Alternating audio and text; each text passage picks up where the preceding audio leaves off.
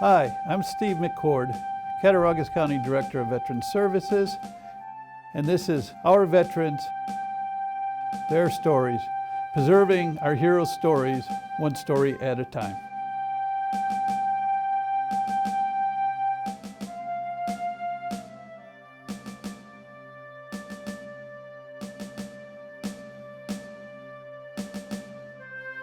I'm from here in Olean, New York. Grew up over on West Green Street. Parents still live there to this day. Was a mediocre student in school, which is probably why I decided to join the military in the first place. I was pretty raw and undisciplined. I didn't like being told what to do, didn't like authority. Was a pretty smart kid, but my grades weren't very good because I didn't think that homework was something that had to be done.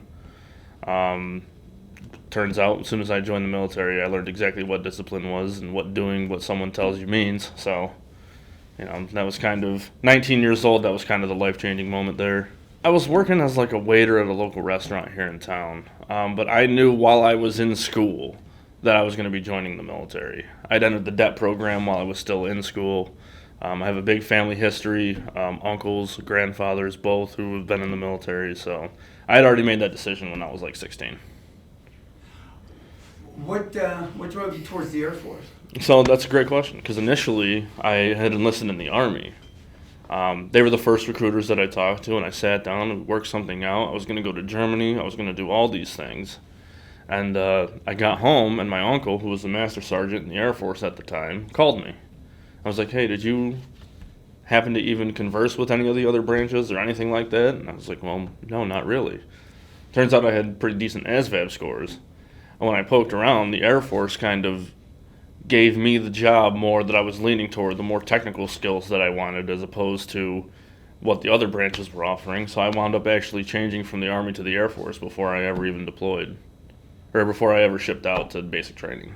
So did you already do the oath? No. It was just kind of like I was in the DEP program with the Army. And at some point I was like, I'm not doing the Army thing. I'm switching to the Air Force. There was no oath of enlistment. It wasn't after I had already left or anything like that. So it was just, there was interest in the Army first. And when I had, my uncle, I think, kind of swung me the other way just because he was the Air Force Master Sergeant. So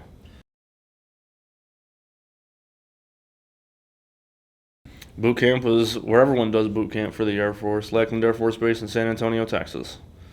6 weeks, 8 weeks in the middle of August, I want to say. And then I went on to do my technical training to do missile and space system maintenance at Vandenberg Air Force Base in California. Why missiles?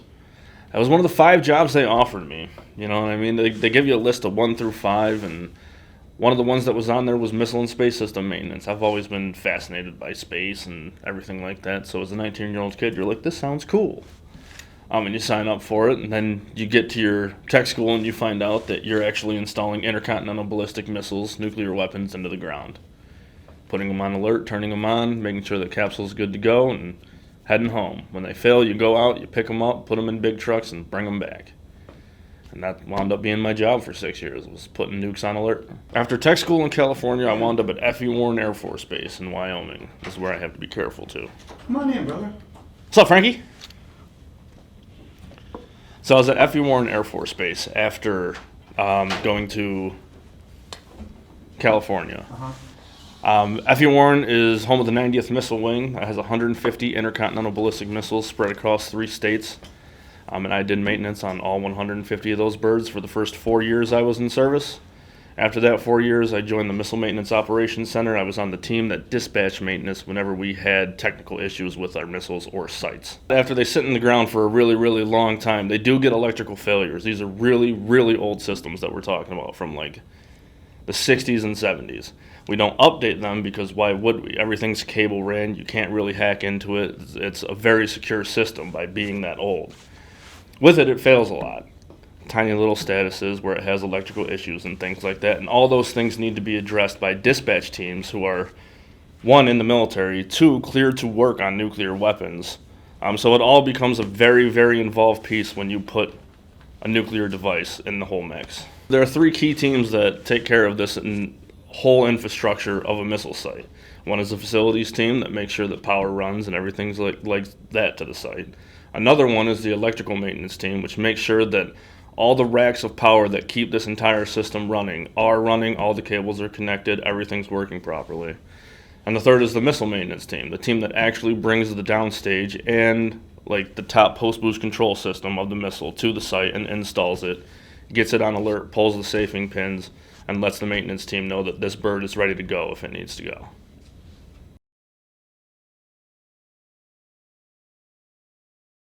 So anytime that we have a failure take place, we don't go out there and figure out what's going on, right? Readiness encourages us to simply remove the problem and replace it with another thing that works. When we get it back home, we'll figure out what's wrong with it, get it repaired, and get it back out into a site if it needs to be there. But remove and replace is our big deal because readiness is super important. How big a rocket are we talking about? We're talking about a rocket that stands at about 90 feet tall. So we go out to site, we roll open a 110-ton concrete door, we get in work cages, and we're suspended about 90 to 100 feet above the missile. And that's where we kind of remove our components, use big hoists to lift out different parts of it, truck those away, and bring in the new parts. So the missile doesn't come out, the missile comes out in sections? Yeah, we do have a very, very interesting truck that stands on its back end vertically about 60 feet in the air that removes the downstage final portion of the missile. It's definitely a very unique industry. It's a very small section of the Air Force that I don't get asked a lot about, to be honest with you. It's mostly people hear missiles and they go, oh, that's cool, and they kind of glance over the whole thing. So like setting off a nuke, that's not the real danger that's going on. A lot of the dangers are the components that hold things into place, whether it be explosive bolts or weird things of that nature. But definitely maintaining a static ground while you're working is super important because you're dealing with solid rocket motor fuel. If it catches fire, it doesn't go out until it burns. You can't put it out with a fire extinguisher or a truck or anything like that. It's just going to burn until it stops burning. What happens if you have a malfunction up there while you're working on this? So, never seen it before, but there is a 60-foot ladder that's attached to the side of this transport erector that stands up on its end. And if there's a malfunction with a hoist, someone gets to put on a harness and climb up 2 sections of ladder and just be standing there pissing in the wind, trying to fix this hoist so you can get this missile either up or down.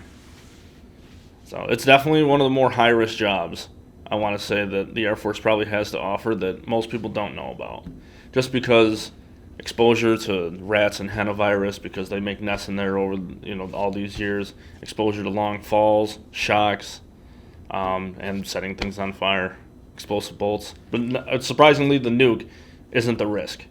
You're not going to drop the thing, and if you did, it doesn't just go off because you hit it with a hammer. It takes a lot for a nuclear weapon to go off. I think it's got to know where it is. There's a whole computer, I'm sure, built into an RV. They don't tell me these things. So if I show up at a missile site to do work, typically we're the first ones there. We penetrate the site, roll the gate open, get authentication, open both big doors, get all of our equipment downstairs. We're followed with cops. We're convoyed out if there's nuclear weapons involved. MMT is convoyed out with, I think, 2 like UH-60 Hueys go out with them. Who are they? The U.S. Marshals go out with them, as well as like 4 Humvees. They just roll in huge convoys to drop these nukes off at sites because obviously those they're a huge asset and need to be well protected. So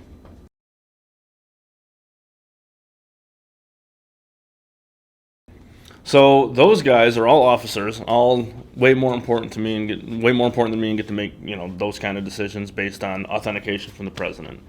But those are a real thing. If you ever seen like those movies, those war movies where those 2 dudes and they're in like a pill-shaped capsule and they're on those chairs that move along the floor and they turn the keys at the same time, that's a real thing. That's how you acquire a launch vote.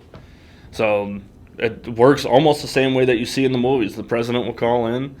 The 2 guys in those chairs will authenticate everything. They'll pull the keys out. They'll turn at the same time. They get 2 of those votes, and bird goes in the air. Do they really have pistols? Downstairs, I don't think so, but it's a pretty heavily guarded site upstairs anyway. You'd have to get through a bunch of cops before you even got 30 feet below the ground, and then you'd have to get yourself through a 10-ton door. You're not going to do that. Well, the thing, the movies taught me is like, if you go crazy, I'll shoot you before you set the thing Oh, off. like it doesn't work like that because you have to have 2 separate capsules provide a vote.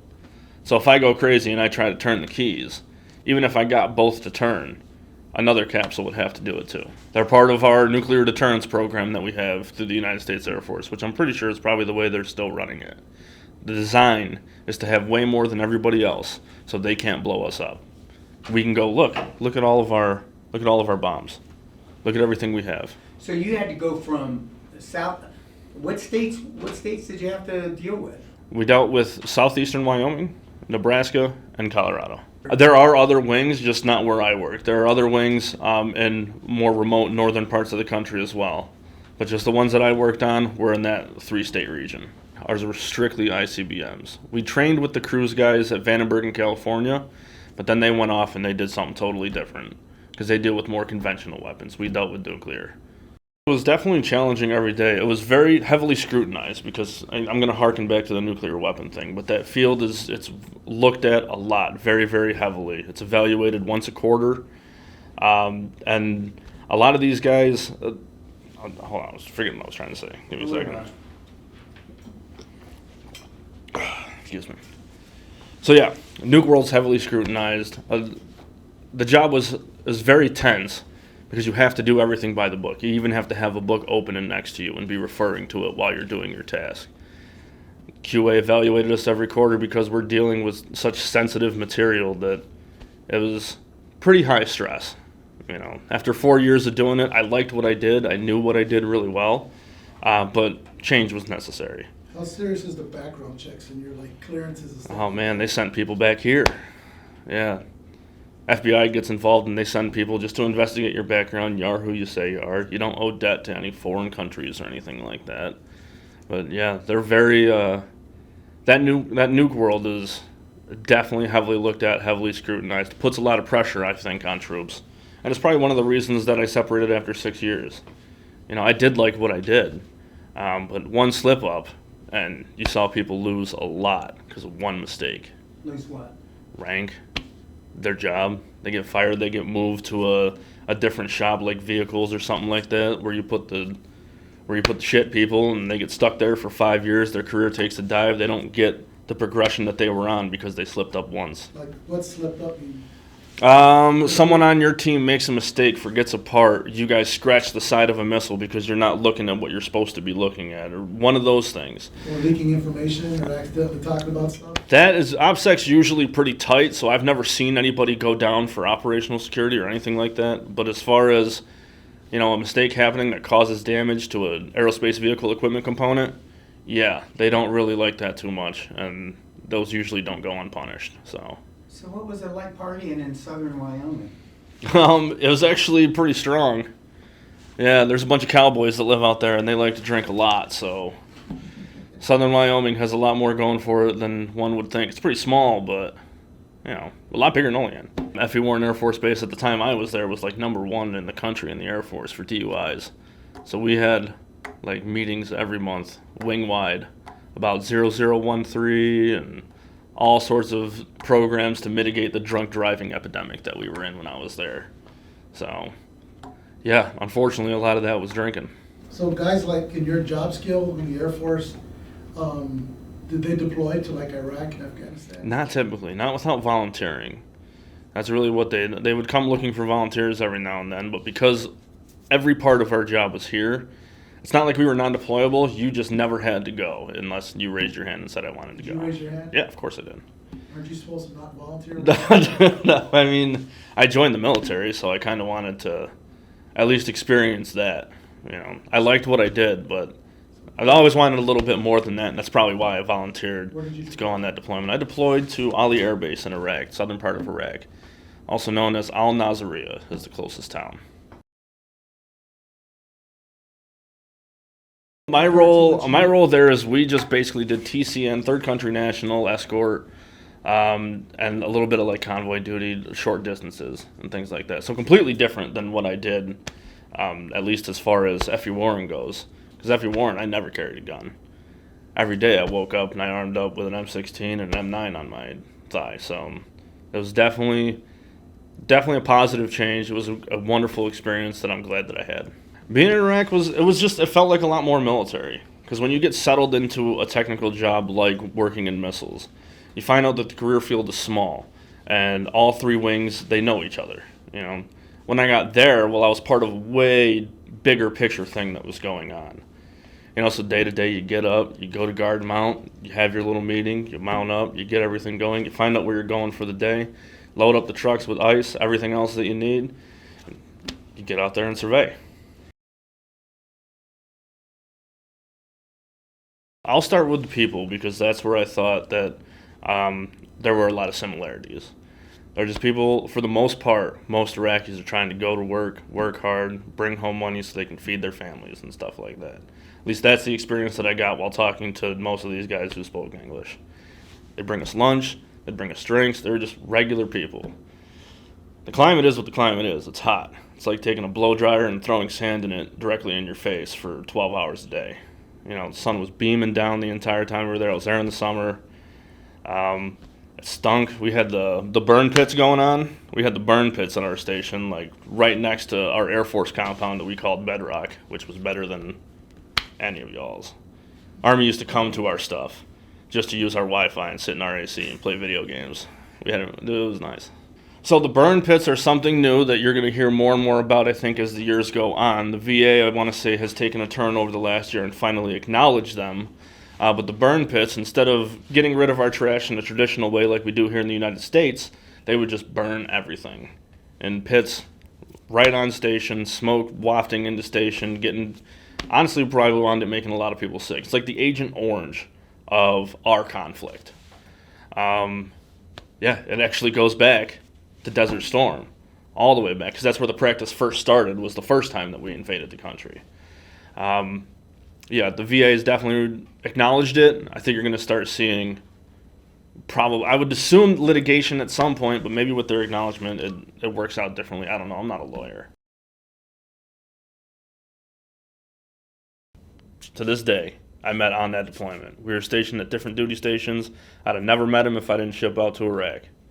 You know what I mean? I don't know. The end of shifts, just sitting around a fire. Everyone, not even sitting around a fire, just the smoke pit. Even just conversations of finding out where people are from, who they are, what football teams they like. Because I was there during football season, so we'd get up at 2 a.m, go to a giant tent, watch a bunch of college football. You know, small things like that to kind of get you through days. Lots of memories like drinking Rippets and 5-hour energies, and I don't know, man. It wasn't all bad.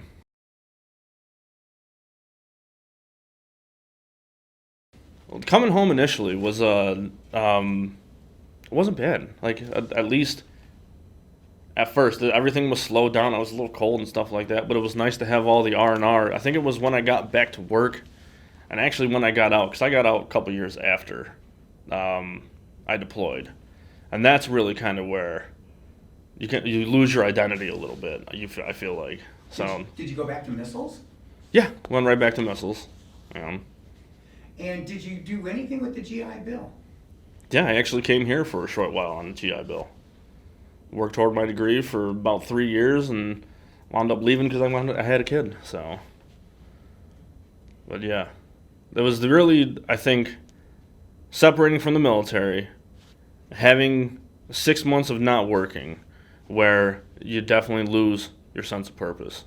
You lose who you are. And I kind of wandered around not really knowing what I wanted to do or who I was for really, really, really long time, from 2012 to 2017, I would bet. 2017 is when I applied to Bonas. I got in here, and then I came back, and all of a sudden I had a goal to work toward. And doing that made me discover that if I set some of these goals that I can meet, I might not achieve every goal, but I can set a bunch of them, and if I meet some of them, then I'm doing all right. And the last 5 years have been a cataclysmic shift as far as rediscovering who you are just by setting some goals. I probably wouldn't have gone back to college without a veteran program being in place. You know, I looked at Bonas and it was great, but they had a student veterans program that I signed up with when I got here that basically did all the legwork for me, which is something I think that veterans need structure. I know a lot of people feel the same way. We just like having that rigid, we like being told what needs to be done and when it needs to be done. So when I got here and they were able to kind of fill in all the gaps, so all I had to do was focus on getting myself to class and doing school, because they were handling the stuff with the VA and double backing and making sure that, you know, you got paid, and those types of programs go a long way as far as getting veterans not just, you know, a little bit of help, but on the right track to being self-sufficient. So I'm fortunate enough to run the Cattaraugus County Joseph P. Dwyer Veteran Peer-to-Peer Project, which is just a project that connects veterans to one another so that they can bounce ideas off one another, or maybe even help each other heal, because they know exactly what someone else has gone through. They can relate their experiences to one another. We provide that service, as well as providing our veterans with connections throughout the entire network in Cattaraugus County that we can provide them with, whether it's through the VA, county services, outdoor services, or educational services. How do they get a hold of you? They can get a hold of me either through my email at MacDonald. Oh, hold on. They can get a hold of me at my email at lmacdonald@oleanilc.org, or call me at 716-307-8548. And I can explain everything, all my resources, everything that we're able to do for people in this area. Helping veterans it's part of my healing process. It's medicinal for me.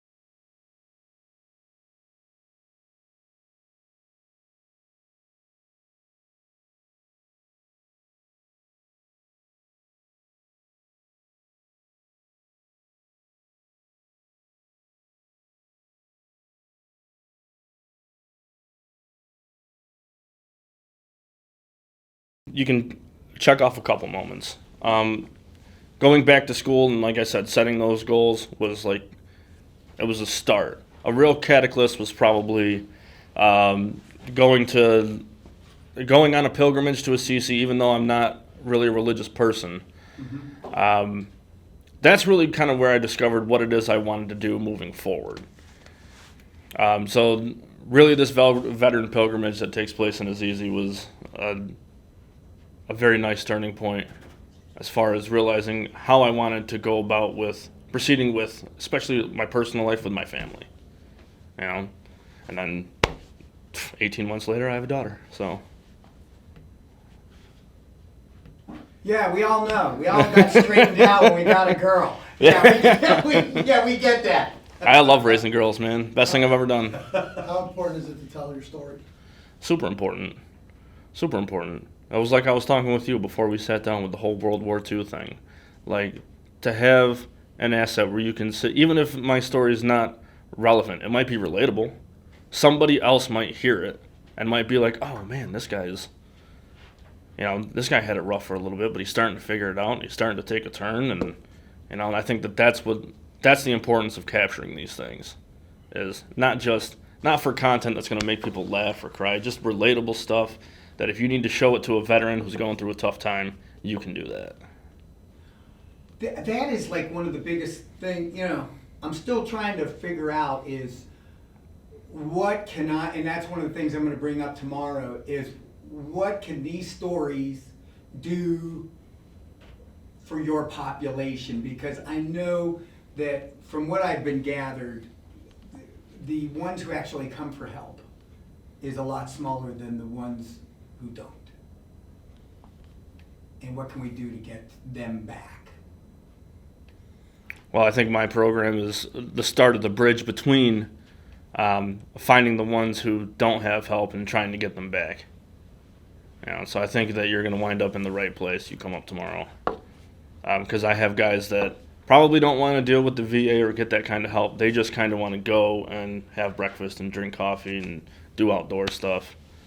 You just have to look in the right places because they're out there. You got to be approachable. Show them that you're there for them and not like for you or whatever it is that you're trying to do. And I think you get a good response. Yeah. I took this as I retired and I Yeah. needed something to do. And It's an awesome project. And now I interview you guys and it's like, you've all veterans have just wormed their way into my heart. It's like, now it's like, what can I do for any of you guys that need anything? Well, you're kind of already doing it. Documenting these experiences and then sharing relatable experiences with people who might be going through a tough time, but can correlate to what the person on camera's been through. I mean, that's basically what the pilgrimage did. It took a guy like St. Francis. The guy's a saint. Before that, he went to war, went through hell out down there in Perugia, came back a broken person, used his faith and found a way back. I think a lot of veterans draw on that. Whether it's faith or any other avenue that you want to use, definitely having that relatable story takes it a long way.